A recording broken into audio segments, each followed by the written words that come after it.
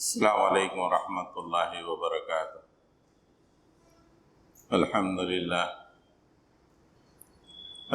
للہ نحمده ونستعینه ونستغفره ونؤمن به ونتوکل علیہ ونعوذ باللہ من شرور انفسنا ومن سیئات اعمالنا من یهدی اللہ فلا مضل له ومن یضلل فلا ہادی له ونشهد أن لا إله إلا الله وحده لا شريك له ونشهد أن محمدا عبده ورسوله أرسل بالحق بشيرا ونذيرا وداعيا إلى الله بإذنه وسراجا منيرا اللهم صل على محمد وعلى آل محمد كما صليت على إبراهيم وعلى آل إبراهيم إنك حميد مجيد اللهم بارك على محمد وعلى آل محمد كما باركت على إبراهيم وعلى آل إبراهيم إنك حميد مجيد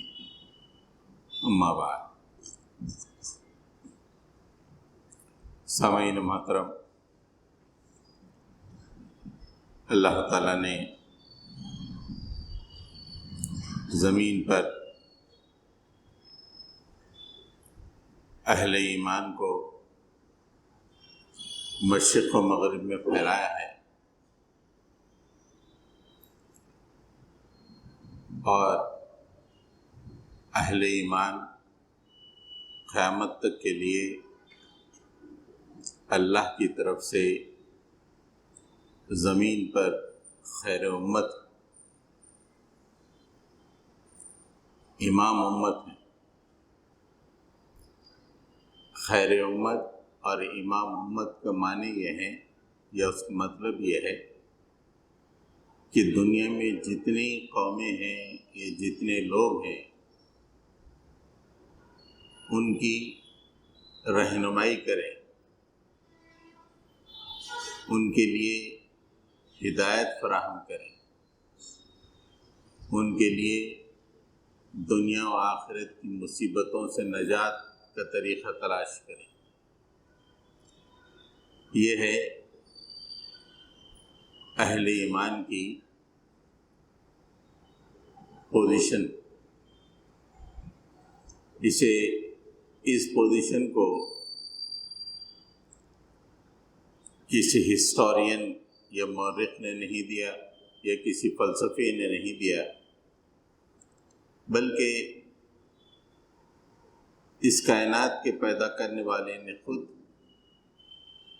اہل ایمان کو یہ مقام عطا کیا ہے۔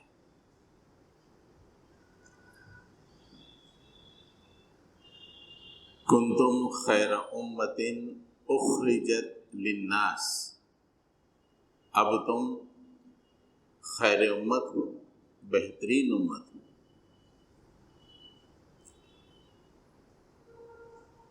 کیوں ہو؟ کچھ نوکریاں کر لیں، کچھ گھر بنا لیں، کچھ شادیاں کر لیں، کچھ بستیوں کو بسا لیں، اس لیے نہیں۔ اخرجت للناس، لوگوں کے لیے اٹھایا گیا ہے، اپنی سیلف کے لیے نہیں، اپنا ذاتی گھر بنانے کے لیے نہیں۔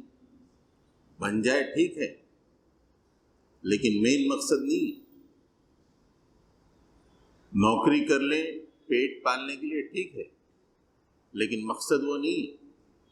مقصد ہے اخرجت للناس، انسانوں کے لیے اٹھایا گیا ہے۔ مطلب یہ ہے کہ اہل ایمان کی دنیا میں رہنے کی وجہ سے انسانیت کو فائدہ پہنچنا چاہیے۔ اگر انسانیت کو فائدہ نہ پہنچے تو اس آیت کا مفہوم الٹ جاتا ہے، جبکہ یہ آیت کہہ رہی کہ تم کو انسانوں کے لیے پیدا کیا گیا ہے یا زمین پہ برپا کیا گیا ہے۔ اگر ہم اس کے مغایر کام کرتے رہیں یا الٹے کام کرتے رہیں تو اللہ تعالیٰ نے جو منصب پہ ہم کو فائز کیا ہے اس منصب کا کیا حق ادا کر رہے ہیں؟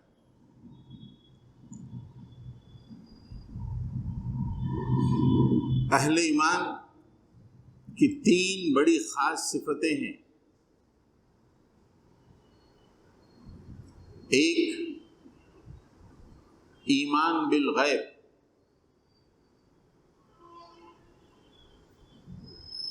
یعنی 5 چیزوں پہ ایمان: اللہ پر، آخرت پر، ملائکہ پر اور نبیوں پر. اور یہ ایمان ہے بالغیب، بغیر دیکھے کے ایمان. ایمان اسی کو کہتے ہیں. دیکھنے کے بعد ایمان نہیں رہتا. بغیر دیکھے ماننا اسے ایمان کہتے ہیں. یہ اہل ایمان کی خصوصیت ہے. دنیا پوچھتی ہے پروف دو، پروف نہیں. ایمان کا مطلب یہ ہے کہ وداؤٹ پروف یقین کر لینا، مان لینا. اگر پروف چلے تو پھر مسلمان مومن نہیں رہتا. بھئی اللہ کا پروف دو. اگر اللہ کا پروف مل گیا تو پھر ایمان کہاں ہے؟ اس لیے اللہ تعالیٰ نے فرمایا ابتدائی آیات میں قرآن مجید کی، یؤمنون الذین یؤمنون بالغیب، یہ غیب پہ ایمان لاتے ہیں. اللہ کو انہوں نے دیکھا نہیں، یقین کرتے ہیں کہ اللہ ہے. رسول اللہ کو دیکھا نہیں، اللہ کے آخری رسول ہے. یہ کتاب اللہ کی طرف سے نازل ہوئی ہے، نازل ہوتے ہوئے دیکھا نہیں لیکن اللہ کی طرف سے نازل ہوئی ہے. آخرت ہو کے رہے گی. ملائکہ کو کسی نے دیکھا نہیں لیکن ملائکہ ہیں، اللہ کی طرف سے مقرر ہیں اور دنیا میں مختلف کام اللہ کے حکم سے انجام دے رہے ہیں. یہ بالغیب. اور اسی بالغیب ایمان اللہ کے پاس معتبر ہے. اور جب معاملہ کھل جاتا ہے تو ایمان لانے کو کوئی فائدہ نہیں ہے. اس لیے اللہ تعالیٰ نے بار بار قرآن مجید میں کہا ان الذین یخشون ربهم بالغیب، جو اپنے رب سے بغیر دیکھے ڈرتے ہیں، لہم مغفرۃ و اجر کبیر، انہی کے لیے مغفرت اور اجر کبیر ہے.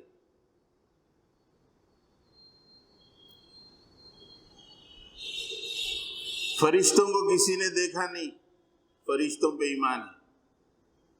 لیکن جب فرشتوں کو دیکھ لیا، عام طور پہ کب دیکھتا ہے ہر آدمی فرشتوں کو دیکھتا ہے؟ کب دیکھتا ہے؟ جب اس کا آخری وقت آ جاتا ہے. فرشتے آ کے بولتے ہیں کہ نکال، جان نکال دے دے جان. اس وقت ایمان اگر لا نہیں، میں فرشتوں پہ ایمان لا لیا، میں دیکھ لیا ایمان لایا، کوئی فائدہ نہیں. فرعون نے یہی کیا تھا. جب فرشتوں کو دیکھ لیا تھا اس وقت اس نے کہا تھا کہ میں اب ایمان لاتا ہوں رب پر، اور موسیٰ ہارون کے رب پہ، بنی اسرائیل کے رب پہ ایمان لاتا ہوں. اللہ نے کہا کہ اب ایمان لاتا ہے وقت گزرنے کے بعد. میرا تو ڈیمانڈ اور میرا مطالبہ یہ ہے کہ بالغیب مجھ پہ ایمان لاؤ. تو یؤمنون بالغیب، سب سے خاص صفت مسلمانوں کی یا اہل ایمان کی یہ ہے کہ یہ ایمان بغیر دیکھے لاتے ہیں.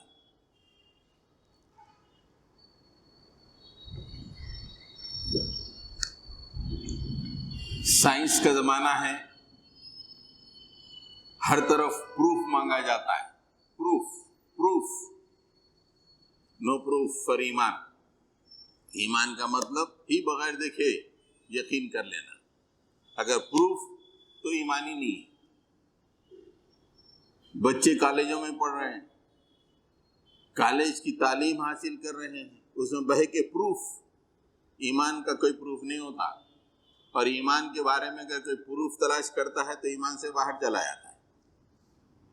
یہاں تو بغیر دیکھے ہی ماننا ہے. دنیا کچھ بھی کہے، دنیا پاگل کہے، دنیا دقیانوس کہے، دنیا آؤٹ آف ڈیٹ کہے، دنیا ان سائنٹیفک کہے، کچھ بھی کہے، ایمان بغیر دیکھے ہوتا ہے.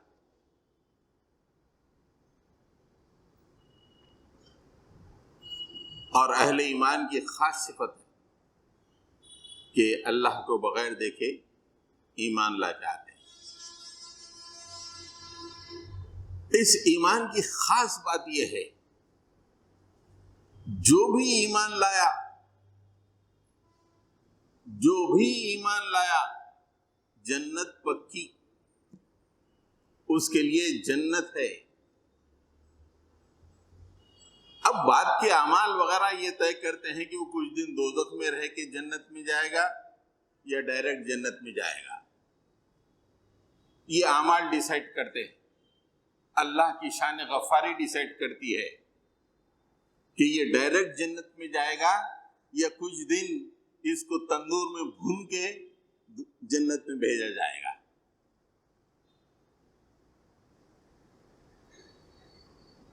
اللہ کے نبی صلی اللہ علیہ وسلم نے فرمایا کہ جو بھی شخص رائی کے دانے کے برابر بھی ایمان رکھتا ہے اسے دوزخ سے نکال لیا جائے گا۔ یہ ایمان کی خصوصیت ہے۔ بالغیب ایمان لائے، جنت کا حقدار بن گیا۔ اب یہ اعمال کی وجہ سے اگر اعمال بگڑے ہوئے ہیں، اللہ کو ناپسند ہیں، اللہ کے حوالے یا تو اسے معاف کرے یا دوزخ میں کچھ دن ڈال کر اسے جنت میں بھیج دے۔ لیکن ایمان کا مطلب یہ ہے کہ وہ جنت میں جائے۔ لیکن اللہ تعالیٰ یہ مطالبہ کرتے ہیں، اصل کامیابی کیا ہے؟ بھائی تھوڑے دن دوزخ میں جا کے جنت میں جائیں گے، یہ کامیابی نہیں ہے۔ اللہ تعالیٰ نے کامیابی کے جو کانسیپٹ دیا ہے، فَمَنْ زُحْزِحَ عَنِ النَّارِ وَأُدْخِلَ الْجَنَّةَ فَقَدْ فَازَ، جو دوزخ سے بچا لیا گیا اور جنت میں داخل کیا گیا، دس از دا ریئل سکسیس۔ اصل کامیابی یہ، کوئی کچھ دن دوزخ میں جل کے جنت میں جانا ہے، جائیں گے، لیکن اصل کامیابی نہیں۔ اصل کامیابی تو دوزخ سے بچ کر جنت میں جانا ہے۔ اسی لیے کتابیں ہیں، اسی لیے انبیاء ہیں، اسی لیے ذکر کی محفلیں ہیں، اسی لیے وعظ و نصیحت کی محفلیں ہیں کہ لوگ دوزخ سے بچیں اور جنت میں جائیں۔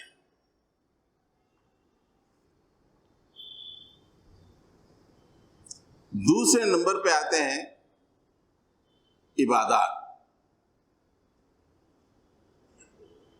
عبادات 4 ہیں: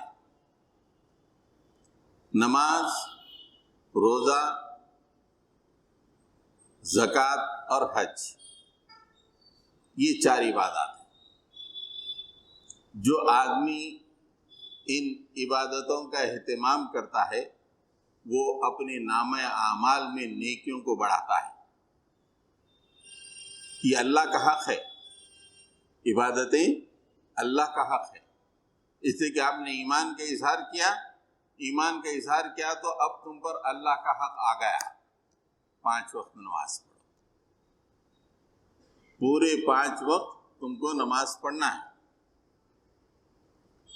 سال میں 1 دفعہ 1 مہینے کے روزے رکھنا ہے۔ سال میں 1 دفعہ 2.5% اپنے مال تجارت پر یا اموال پر زکوٰۃ نکالنی ہے۔ اگر استطاعت ہو خانہ کعبہ تک جانے کی، حج کرنا ہے۔ یہ عبادت ہے۔ جو آدمی عبادتوں سے غافل نہیں ہوتا ہے وہ دراصل اللہ کے اچھے بندوں میں شامل ہوتا ہے۔ صالحین ہمیشہ عبادتوں کی پابندی کرتے ہیں۔ کبھی کوئی امت مسلمہ میں آپ کو ایسا صالح آدمی نہیں ملے گا جو نماز نہ پڑھتا ہو، نہیں۔ نماز، روزہ، حج، زکوٰۃ، یہ عبادتیں، یہ اللہ کا حق ہے اور ایمان لانے کے بعد اس پہ عمل کرنا ہی کرنا ہے۔ اگر اس میں کچھ کھوٹ واقع ہو جائے تو اللہ تعالیٰ معاف بھی کر سکتے ہیں، یہ سزا بھی دے سکتے ہیں۔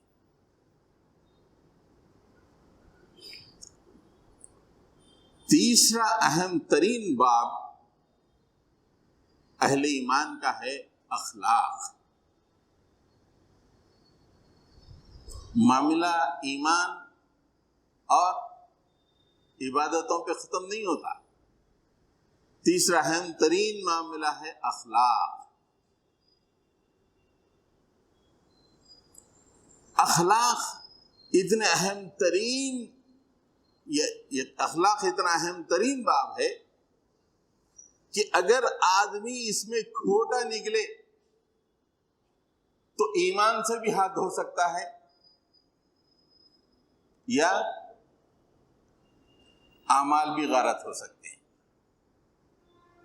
ایمان تو آپ نے ایمان کا اظہار کر لیا غیب پر، پھر کثرت سے نمازیں روزے وغیرہ سب رکھے، لیکن اب اخلاق میں اگر آپ آ گئے، اس زمرے میں اگر کوتاہی ہو گئی، اخلاق اس معیار کے نہیں رہے جو معیار اللہ اور اس کے رسول نے بتایا ہے، وہ اتنا خطرناک باب ہے کہ وہ ایمان کے زمرے سے ہی آدمی کو نکال دے گا.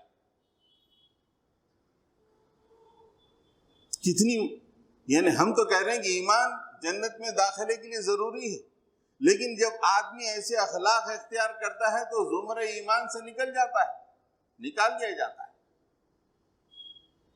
لیکن ہمارے پاس اس کی آج اہمیت نہیں ہے. ہمارے پاس تو متقی ترین آدمی وہ ہے جس کی داڑھی لمبی ہو، مسجد میں نمازیں پڑھتا ہوا دکھائی دے، اخلاق میں کچھ بھی ہو، لیکن اخلاق آدمی کو زمرے ایمان سے نکال دیتا ہے.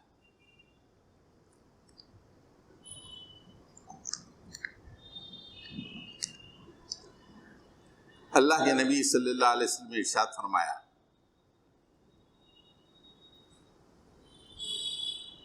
اربع من کن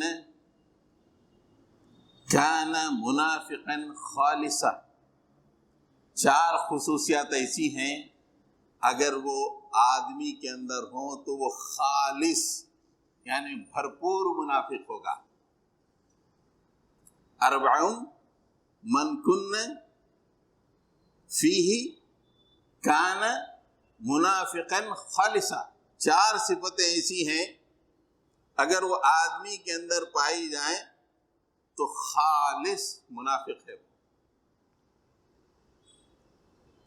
من كانت فيه خصلة منهن كانت فيه خصلة من النفاق. یہ 4 میں سے اگر کچھ باتیں ہیں تو وہ اس حد تک منافق ہے. 4 خصلتوں میں سے اگر کچھ خصلتیں آدمی کے اندر ہے تو وہ ان خصلتوں کی حد تک منافق ہے. حتی یدعها، یہاں تک کہ وہ انہیں چھوڑ دے. اور یہ 4 خصلتوں کا تعلق اخلاق سے ہے. اللہ کے نبی نے فرمایا کہ 4 خصلتیں ہیں تو خالص منافق، اگر 4 میں سے کچھ ہیں تو اس حد تک منافق. یعنی اس حد تک منافق کا مطلب منافق اور ایمان متضاد ہیں، ایک نہیں ہوتا. یا تو منافق رہے گا یا مومن رہے گا. اور اخلاق کی وجہ سے اللہ کے نبی فرماتے ہیں کہ 4 باتیں ہیں تو ٹوٹل منافق، اگر اس میں سے کم بھی ہیں تو جتنا کم ہے اتنا منافق. 4 باتیں سنیے اور دیکھیے ہمارے معاشرے میں ہر جگہ پائی جا رہی، ہو سکتا ہے ہم میں بھی پائی جائیں. وَإِذَا تُؤْمِنَ خَانَ وَإِذَا حَدَّثَ كَذَبَ وَإِذَا عَاهَدَ غَدَرَ وَإِذَا خَاصَمَ فَجَرَ. پہلی بات، امانت رکھا دو تو بے ایمانی کرے گا، خیانت کرے گا. کرائے پہ گھر دے دو، کرایہ نہیں دے گا. کوئی چیز رکھ دو، ہڑپ کر لے گا. دکان پہ کچھ بٹھا کے آگے بھائی میں ابھی نماز پڑھ گیا، کوئی نہ کوئی چیز چرا لے گا. عام ہے، یہ عام شکایت ہے مسلمانوں کی. بھئی یہ تاریخ کو میں پیسے لوٹاؤں گا، دے دے، نہیں لوٹائے گا۔ امانت میں خیانت، مومن نہیں ہے، مومن نہیں رہ سکتا۔ اللہ کے نبی فرماتے ہیں وَإِذَا حَدَّثَ كَذَبَ، جبھی بھی بات کرے گا جھوٹ بولے گا، جبھی بھی بات کرے گا جھوٹ بولے گا۔ آج یہ خاص صفت ہے مسلمانوں کی، اور سیل فون پہ تو اتنی جھوٹ ہوتی ہے، رہتا کسی مقام پر ہے، کہتا ہے کہ میں یہاں ہوں، یہ عام ہے۔ جب کبھی بھی بات کرے گا، اذا حدث کذب، جب بھی بات کرے گا جھوٹ بولے گا۔ جھوٹ اتنی عام بات ہو گئی ہے کہ آج کے سیاسی ماحول کی وجہ سے کہ جھوٹ بولنا ایک آرٹ بن گیا ہے۔ کالجوں میں اسی کی تعلیم دی جا رہی ہے کہ آرٹفل جھوٹ کہا کرو۔ انٹرنیشنل جو ریلیشنز ہوتے ہیں جھوٹ کی بنیاد پہ ہوتے ہیں، ڈپلومیسی کی بنیاد پہ ہوتے ہیں، کہو ایک کرو ایک۔ وَإِذَا عَاهَدَ غَدَرَ، جب کبھی بھی معاہدہ کرتے ہیں تو اس کی خلاف ورزی کر دیتے ہیں، معاہدہ توڑ دیتے ہیں، ایگریمنٹ ختم کر دیتے ہیں، ایگریمنٹ کے مطابق چلتے نہیں ہیں۔ کتنے پراپرٹیز بکتے ہیں جن کے ایگریمنٹس ہوتے ہیں، اور یہ شکایتیں عام ہے کہ ایگریمنٹ پہ لوگ نہیں چل رہے۔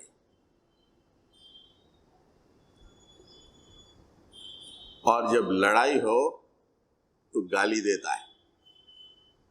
مسلمانوں کی گالیاں تو ساری دنیا میں مشہور ہیں۔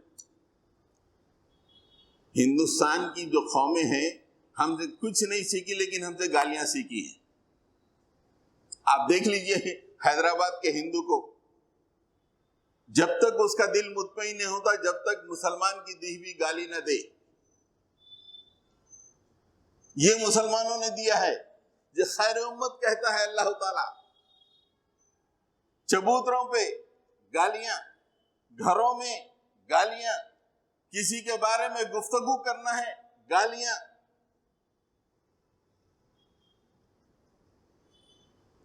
ایمان کے زمرے سے چلے آتا ہے۔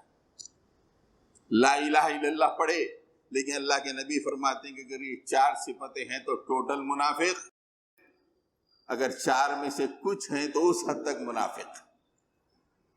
آپ دیکھ لیں قرآن مجید اور حدیث پڑھ لیں کہ ایمان اور نفاق دونوں ایک ساتھ نہیں ہو سکتے، یا تو مومن رہے گا یا منافق رہے گا۔ اخلاق اتنے اہم ہیں، ہمارے پاس اخلاق کی اہمیت ہی نہیں ہے۔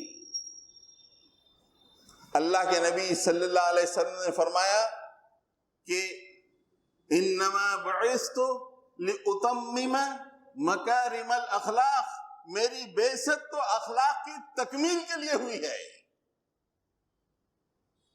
آپ نے قرآن دیا، شریعت دی، لیکن اس میں مہر کیا لگائی؟ میری بعثت کا مقصد اخلاق کی تکمیل ہے۔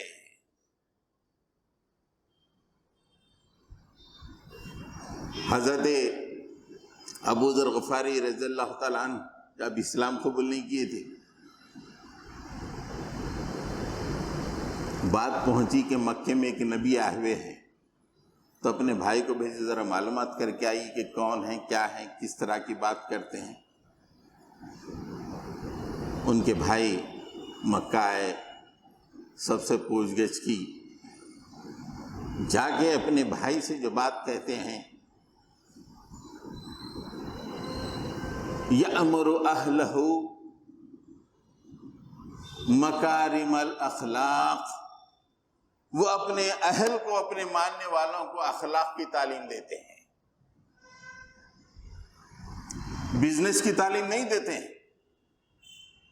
گھر بنانے کی تعلیم نہیں دیتے ہیں، وہ اپنے ماننے والوں کو اخلاق کی تعلیم دیتے ہیں۔ یہ آپ کا امیج تھا۔ اللہ نے قرآن مجید میں کہا انک لعلی خلق عظیم، بے شک اے نبی آپ اخلاق کے بلند ترین معیار پہ فائز ہو۔ یہ اخلاق کی اہمیت ہے۔ اللہ کے نبی صلی اللہ علیہ وسلم نے ایمان کو اخلاق سے جوڑ دیا۔ اکمل المؤمنین ایمانا احسنہم خلقا، تمہارا ایمان اسی وقت کامل ہوتا ہے جب تمہارے اخلاق بہتر ہیں۔ اخلاق کے بغیر ایمان کامل نہیں ہو سکتا۔ اکمل المؤمنین ایمانا، وہ شخص جو پائے کا ایمان رکھتا ہے اس کے اندر کیا ہے؟ احسنہم خلقا، اس کے اندر بہترین اخلاق ہوتے ہیں۔ یہ اخلاق کی اہمیت ہے، اور یہ اخلاق نہ ہونے کی وجہ سے آدمی ایمان کے دائرے سے نکل کے نفاق کے دائرے میں چلے آتا ہے۔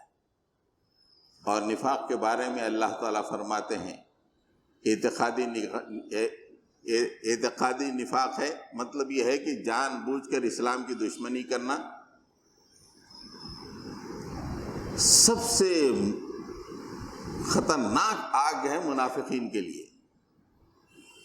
ان المنافقین فی الدرک اسفل من النار، دوزخ کے سب سے برے درجے میں منافق کو ڈالا جائے گا۔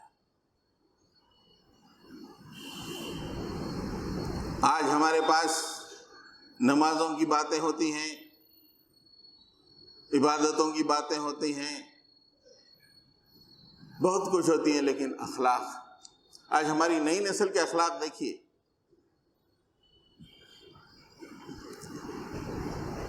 دنیا میں ایمان سے قوم بنتی ہے۔ ساری دنیا کے جو 170 کروڑ مسلمان ہیں، کیوں بنے ہیں؟ ایمان سے۔ ایمان کی وجہ سے وہ مسلمان کہلائے۔ عبادتوں کی وجہ سے ان کی شناخت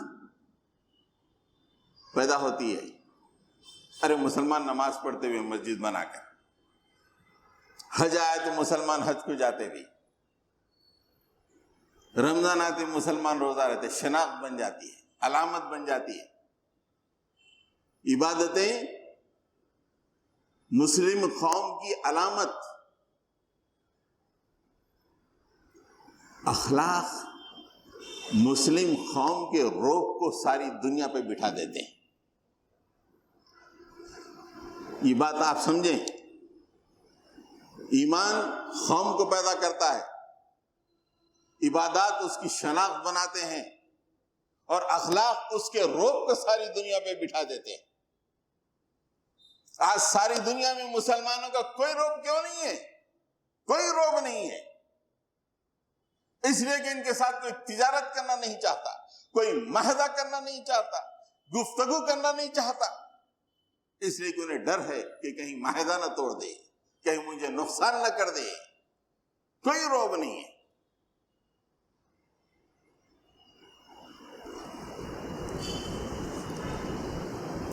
حضرات گرامی، اب دوسری بات جو میں نے آپ سے عرض کی تھی، یہ اخلاق اگر صحیح نہ ہو تو عبادتوں کو بھی کھا جاتے ہیں۔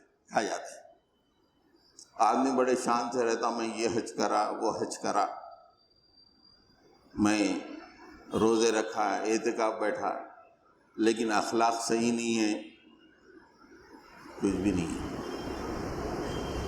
ہمارا تجربہ ہے اس مسجد میں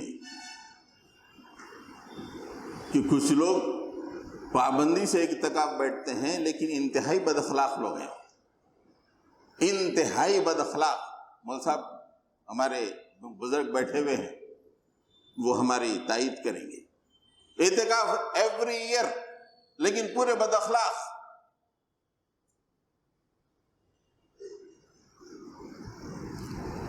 ایک دفعہ اللہ کے نبی صلی اللہ علیہ وسلم نے صحابہ سے پوچھا، اتدرون ما المفلس؟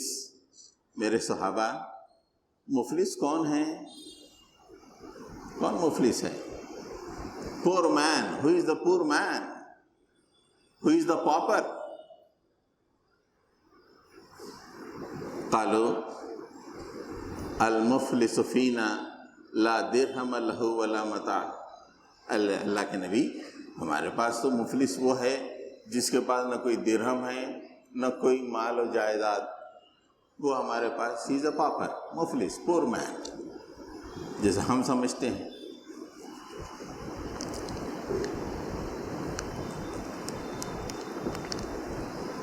اللہ کے نبی نے کانٹے کی بات فرمائی.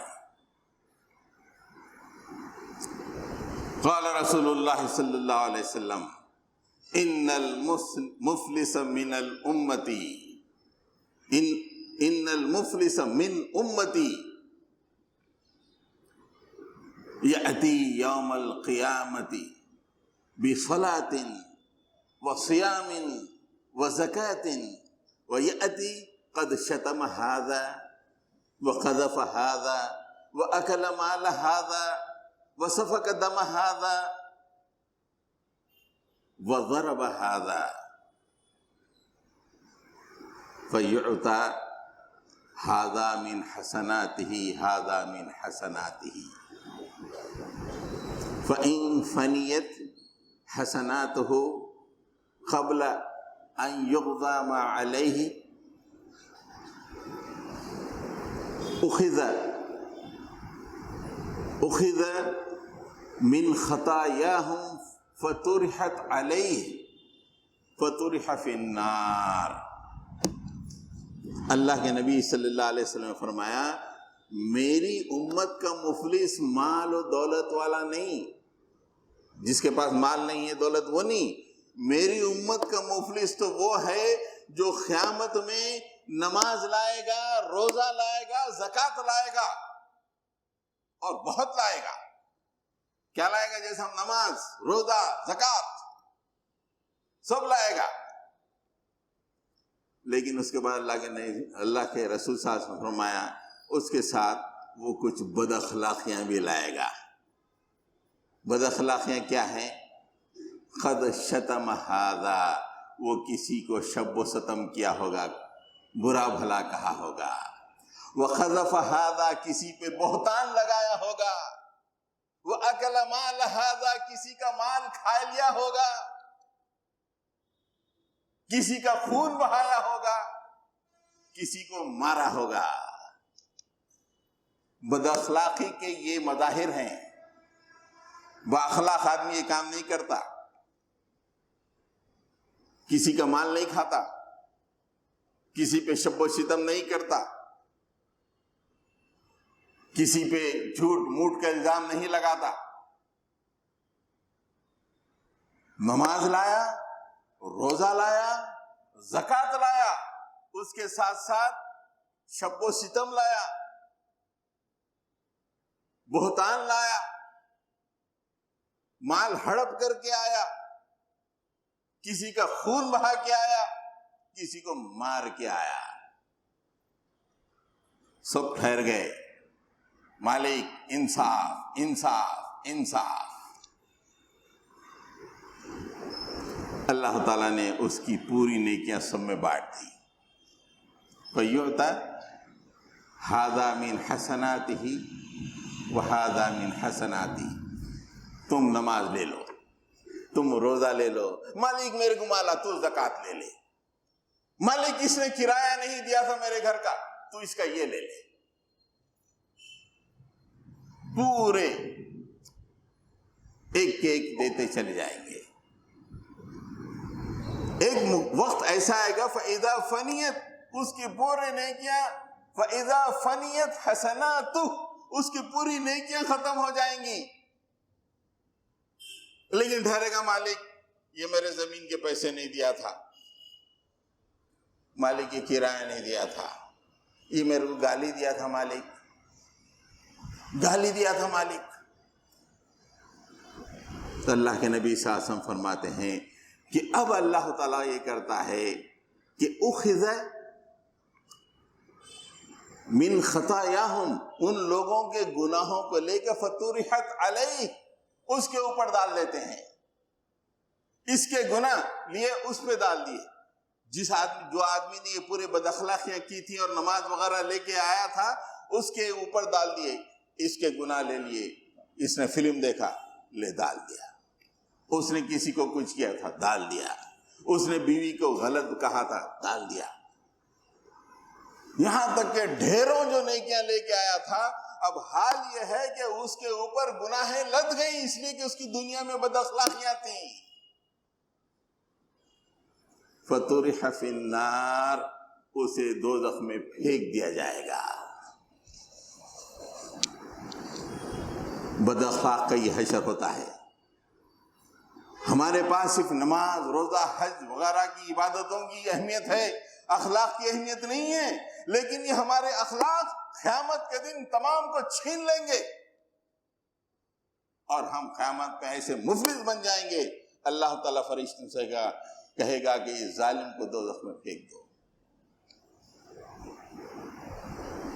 پہلے میں نے حدیث سے بتایا کہ ایمان کے زمرے سے نکال دیتے ہیں اگر آدمی بد اخلاق ہو، یہ کہ بد اخلاقی تمام نیکیوں کو قیامت میں ختم کر کے اسے گناہ سے لاد دیتی ہے اور وہ دوزخ کے حوالے ہو جاتا ہے۔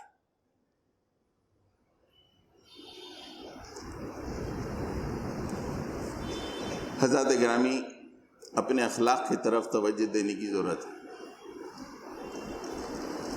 آج ملت اسلامیہ کی چول چول ڈھیلی ہو رہی ہے۔ ایسی قوم، ایسی جنریشن مسلمان قوم کے پیٹ میں سخت پیدا ہوئی ہے، اخلاق کے نام پہ اگر کاسہ گدا پھیلائیں تو ایک حبہ نہیں ملے گا۔ ایک طرف تو اسکول کالج، دوسری طرف انٹرنیٹ، تیسری طرف ہمارا خود معاشرہ، اخلاق کا نام نہیں ہے۔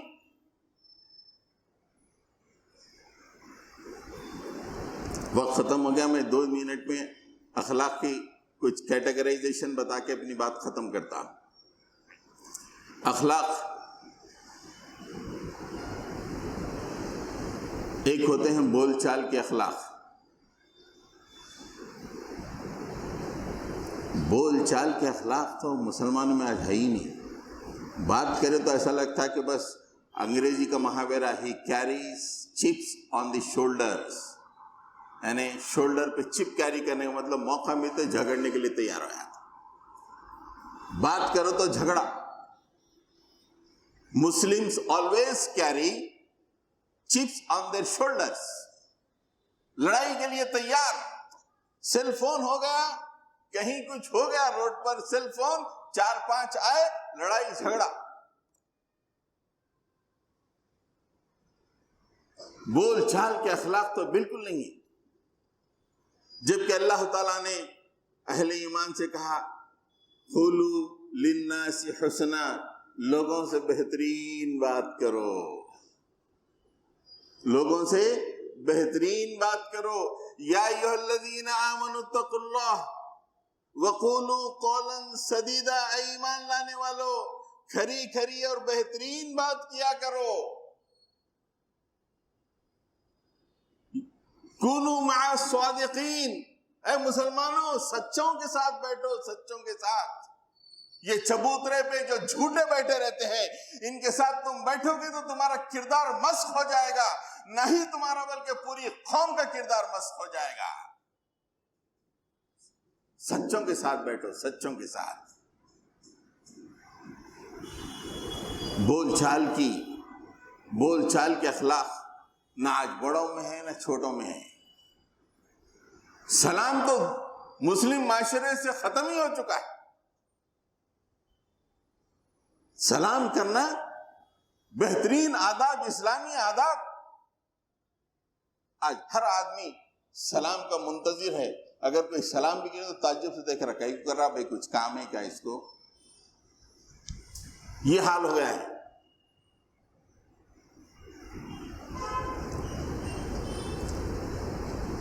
دوسرے لین دین کے اخلاق۔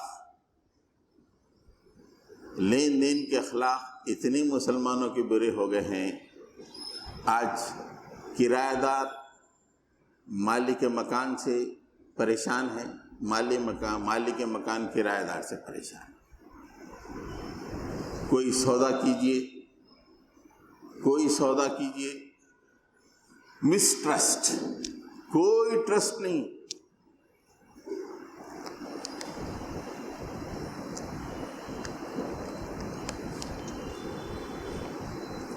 یہودیوں کے بارے میں قرآن مجید میں آتا ہے کہ 1 دینار دو تو ہڑپ لیں گے. آج وہی بات مسلمانوں پہ صادق آ رہی ہے. لین دین کے اخلاق میں تو آج آپ کسی بھی غیر مسلم سے پوچھئے کہ مسلمانوں سے وہ تجارت نہیں کرنا چاہتے، اس لیے کہ لین دین کے اخلاق ہی نہیں ہے. جبکہ ایک وہ زمانہ تھا مسلمانوں کے لین دین کے اخلاق ٹاپ موسٹ تھے. بیکن لوگوں کو روشنی دکھاتے تھے کہ یہ ایسے اخلاق ہونے چاہیے. حضرت گرامی، اللہ تعالیٰ نے قرآن مجید میں فرمایا 2 اہم ترین اصول، میں بہت سی باتیں ہیں لیکن 2 اہم ترین اصول وقت کی تنگی کے سے بتاؤں گا. صرف اللہ تعالیٰ نے ایک اہم ترین اصول بتایا لین دین کے معاملے میں، یا ایھا الذین آمنوا لا تأکلوا اموالکم بینکم بالباطل. ایمان لانے والو، اپنے اموال آپس میں غلط طریقے سے مت کھاؤ. کرایہ دار نہ کرایہ ہڑپے، مکاندار نہ ستائے، نہ زیادہ کرایہ لے. کوئی بھی معاملے میں باطل طریقے سے تم مال ایک دوسرے کا مت کھاؤ. ایک دوسری اہم ترین حدیث ہے، اہم ترین آیت ہے. اللہ تعالیٰ فرماتے ہیں ان اللہ یأمرکم ان تؤدوا الامانات الی اہلها. اللہ تعالیٰ تمہیں حکم دیتا ہے، ہی آرڈر کرتا ہے. کیا آرڈر کرتا ہے؟ اہل امانت کی امانتوں کو واپس کر دو. بڑا بھائی ہے، چھوٹا بھائی کا امین ہے، اس کی امانت واپس کر دے. چھوٹا بھائی اگر امین ہے تو بڑے بھائی کی امانت کو واپس کر دے. رشتہ دار کی امانت کو واپس کر دے. بیوی کی امانت شوہر دے، شوہر کی امانت بیوی دے. یہ آپس میں جب تعلق پیدا ہے تو لین دین امانتیں ایک دوسرے چلتی ہیں. لیکن عام بات ہے کہ معاملہ ہڑپ. قرضدار، آج مسلمان اگر قرض مانگنے کے لیے جائیں تو قرض ملتا نہیں ہے، اس لیے کہ عام بات ہے کہ قرض واپس نہیں آتا. مسلمان کو قرض دیا جائے تو واپس نہیں ملتا، یہ عام بات.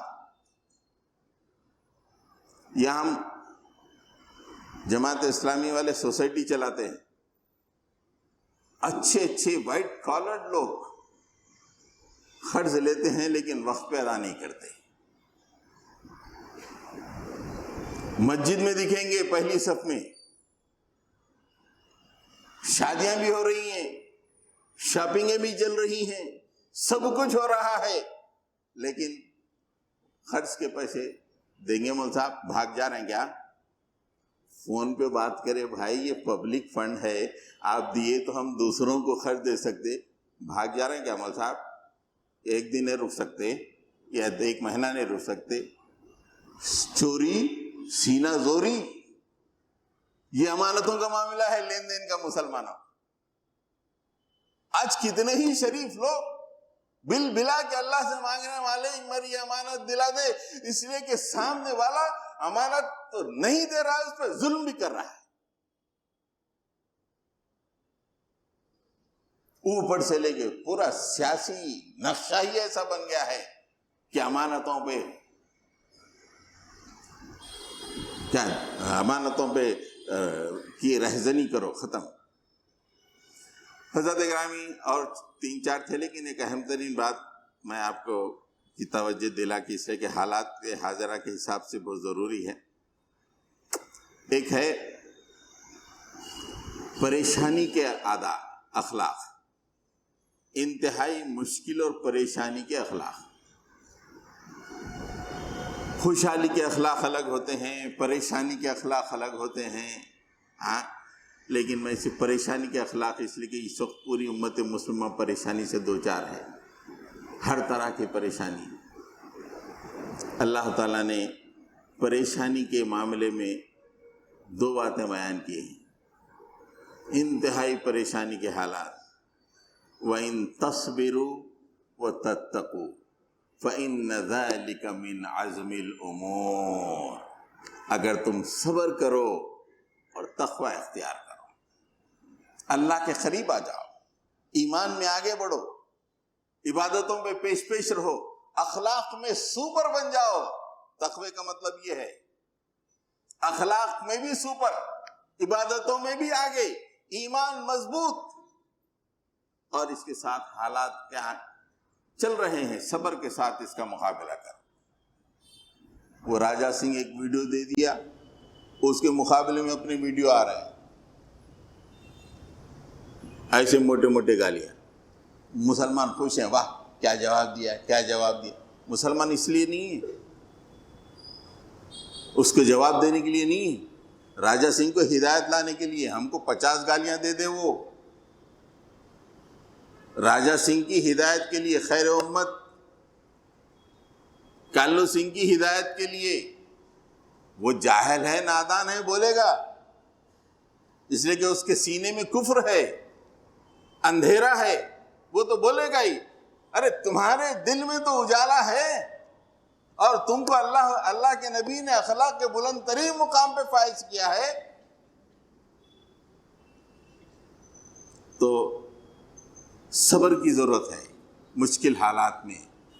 یہ آیت یہی ہے کہ اس سے پہلے یہ ہے کہ لَتُبْلَوُنَّ فِي أَمْوَالِكُمْ وَأَنفُسِكُمْ وَلَتَسْمَعُنَّ مِنَ الَّذِينَ أُوتُوا الْكِتَابَ مِنْ قَبْلِكُمْ وَمِنَ الَّذِينَ أَشْرَكُوا أَذًى كَثِيرًا. تم یہودیوں، نصرانیوں اور مشرکوں سے بہت ہی بری باتیں جو تمہارے دل کو بری لگتی ہیں سنو گے، جو راجہ سنگھ اور کالو سنگھ کر رہا. اس وقت کیا کرنا؟ موٹے گالیاں دے کے جواب نہیں دینا ہے.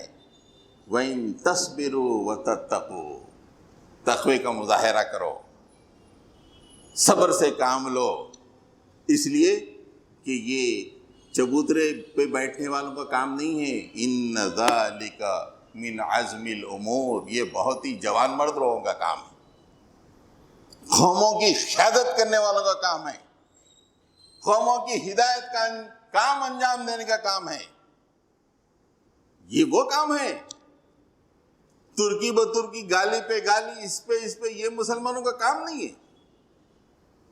تو حضرات گرامی، موجودہ زمانہ اس بات کا تقاضا کرتا ہے کہ ہم اخلاق کے معاملے میں بھی سب سے آگے رہیں. اس لیے کہ اگر اخلاق ہیں تو ہمارا دوسری قوموں پہ روب بیٹھے گا. اخلاق نہیں ہے، تنکا بن جائیں گے، تنکا.